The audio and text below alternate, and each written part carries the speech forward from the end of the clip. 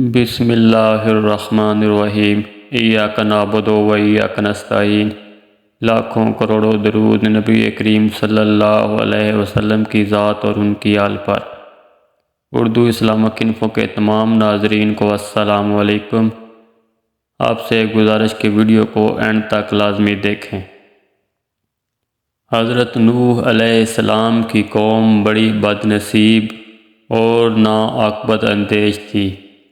حضرت نوح علیہ السلام نے 950 سال کے عرصہ میں دن رات تبلیغ حق فرمائی، مگر وہ نہ مانے۔ پھر حضرت نوح علیہ السلام نے ان کی ہلاکت کی دعا مانگی اور خدا سے عرض کی کہ مولا ان کافروں کو اس دنیا سے اکھاڑ دے۔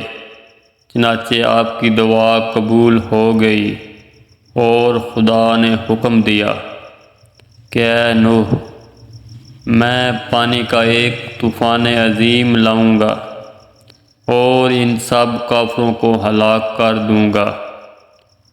تو اپنے اور چند ماننے والوں کے لیے ایک کشتی بنا۔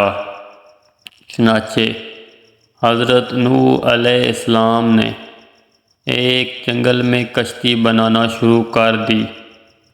کافر آپ کو دیکھتے اور کہتے، اے نوح، کیا کرتے ہو؟ آپ فرماتے، ایسا مکان بناتا ہوں جو پانی پر چلے۔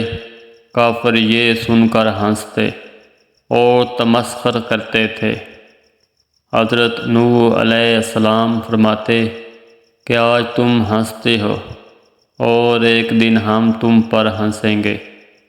حضرت نوح علیہ السلام نے یہ کشتی 2 سال میں تیار کی۔ اس کی لمبائی 300 گز، چوڑائی 50 گز اور اونچائی 30 گز تھی۔ اس کشتی میں 3 درجے بنائے گئے تھے۔ نیچے کے درجے میں درندے، درمیانی درجہ میں چوپائے وغیرہ اور اوپر کے درجہ میں خود حضرت نوح علیہ السلام اور آپ کے ساتھی اور کھانے پینے کا سامان۔ پرندے بھی اوپر کے درجہ میں تھے۔ پھر جب بحکم الہی طوفان عظیم آیا تو اس کشتی پر سوار ہونے والوں کے سوا روئے زمین پر جو کوئی بھی تھا پانی میں غرق ہو گیا، جن میں نوح علیہ السلام کا بیٹا کنعان بھی تھا جو کافر تھا، اسی طوفان میں غرق ہو گیا۔ تو یہ تھی آج کی سٹوری۔ آپ سے گزارش کے چینل کو لازمی لائک کریں، سبسکرائب کریں۔ شکریہ۔